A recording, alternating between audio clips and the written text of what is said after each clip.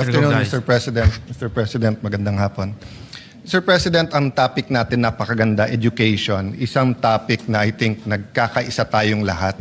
But like many things, yung approach. So may I just put on record my personal approach. The first book I believe in is of course the Bible. And the Bible tells us that each and every one of us is made in the image and nature of God. Ibig sabihin ko, anong DNA ng Panginoon? Yun din ang DNA natin. Therefore, learning, continuous learning, improvement of oneself is one of the most important aspects of being human, being God's children. The Bible is a book of power and principle. Ang principle, kung anong ating itatanim, yun ang ating aanihin. So hindi natin pwedeng sabihin, kukunti ang ating itatanim sa edukasyon, tapos malaki aanihin natin. Di natin pwedeng sabihin, mangga itatanim natin, santo lang ating ang magiging bunga. In that area, Mr. President, of course, I recognize the Senate presidency of Senator Soto, of Senator Win Gatchalian, of this whole chamber in may I call it the best education budget since the 1987 Constitution. But of course, we have to be able to judge something based on potential. Potentially, the whole 500 billion na tinanggal sa DPWH ay pwedeng nilagay sa education. But of course, that's not the call of just this chamber nor Senator Gatchalian. Diba? It's the call of House, Senate, the persuasive power of media of Malacanang. So we're not pointing fingers, but we're also part of the decisions we make, diba? The decisions we made the last 30 years. Every decision we make, may mabuti, may masama. So when President Cory decided na libre na ang high school, it was a beautiful decision. It was a wonderful decision. But we couldn't afford it at the time. Pero sabi niya, since maganda, gawin natin. So doon nagsimula yung mass promotion. So marami nga doon na grade 6, hindi pa marunong magbasa, pinasa sa first year, so forth, di ba? Finally, nung panahon ni President Pinoy, humabol tayo. Hindi exactly, but almost sapat na yung mga classroom. And he made another beautiful decision, which is, dagdagan ng K muna. Wala daw K yung education natin, K as in kindergarten, no? Ang problema, being married to a mayor, we didn't have the classrooms. So yung classrooms ng grade 1, 2 and then nag-rush ng classrooms.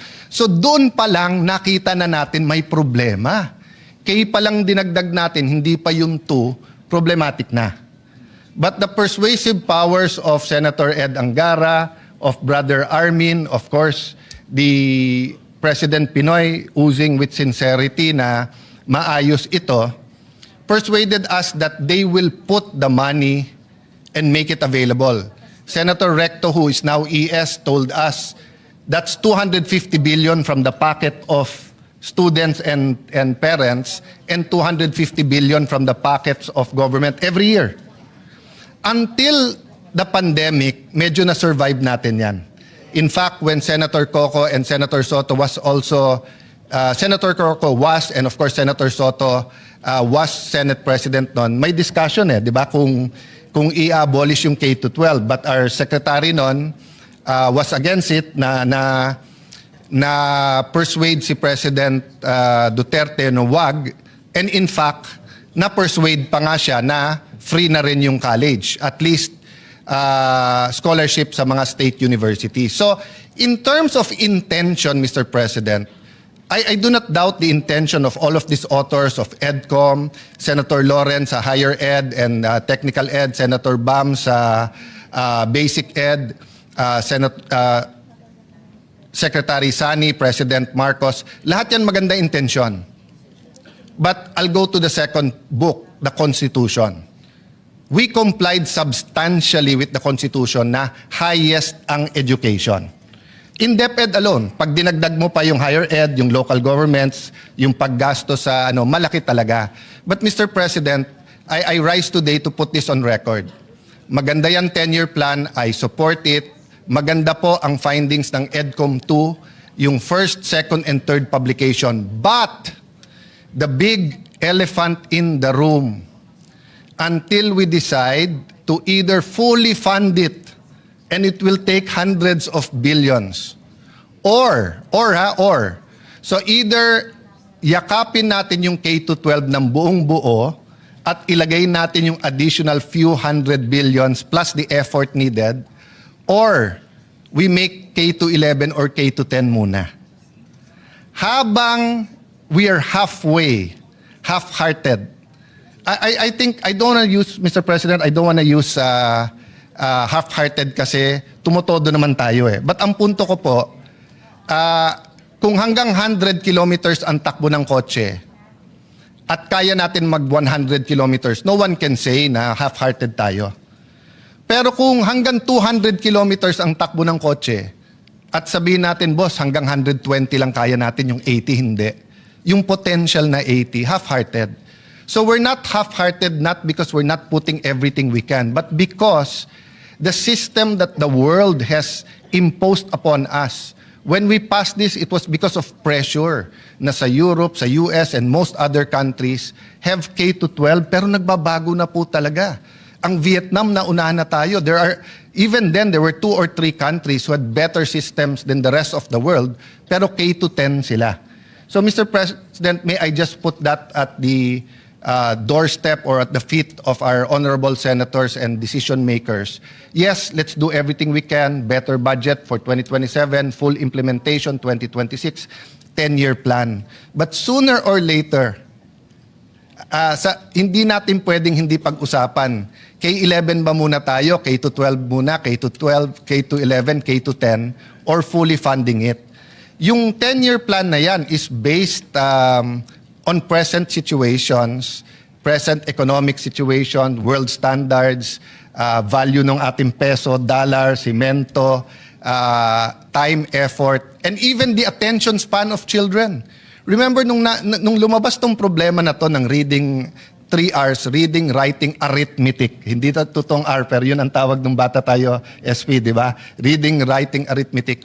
Wala ka pang social media. So ang sabi lang nila alam nyo, pare, may konting pastor, konting influence. Parents, malaki influence. Barkada, mas malaking influence. At TV ang may influence. Mr. President, the reality is most in highly urbanized cities, half day ang pasok. Half day ang pasok. Ang biggest influence ngayon po ay yung screen ng kanyang cellphone. And unfortunately, most of the time, it is not educational. So, Mr. President, until we have classes that are 7 to 3 or 8 to 4, and until our schools have basketball courts, volleyball courts, chess tournaments, debate club, ballet, martial arts, i-accelerate natin paggawa ng classroom. Walang lupa eh. So every classroom na itatayo mo, meron mawawala na track and field or na covered court, or magigiba ka ng 4-story to make a 10-story. Pero in the meantime, lalong lumala kasi yung 4-story. Maraming cities, wala nang lupa na mabili or it takes so long para magkaroon ng bagong classroom. So kung tatanungin tayo ngayon, effort, AAA po tayo.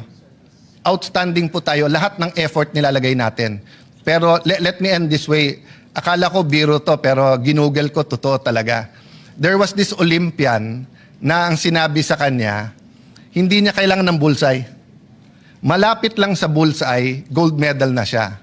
Archery. So nag-target siya, tinignan niya, pause for a minute, binitawan niya, bullseye.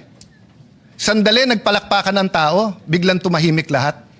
Nagtaka siya bakit tumahimik. Tinignan niya, bullseye. Bullseye pala nung katabi niya. Ang tinamaan pala niya, hindi niya bullseye. Doon pala sa target nung katabi niya. Baka naman po yung tinatarget natin K-12 ay target ng Estados Unidos, target ng Europe, target ng ibang ng Japan. Pero sa Pilipinas po, kailangan natin linawin ang ating target. Thank you, Mr. Majority Leader, Mr. Senate President, for this opportunity. Thank you, Senator Cayetano. Majority Leader.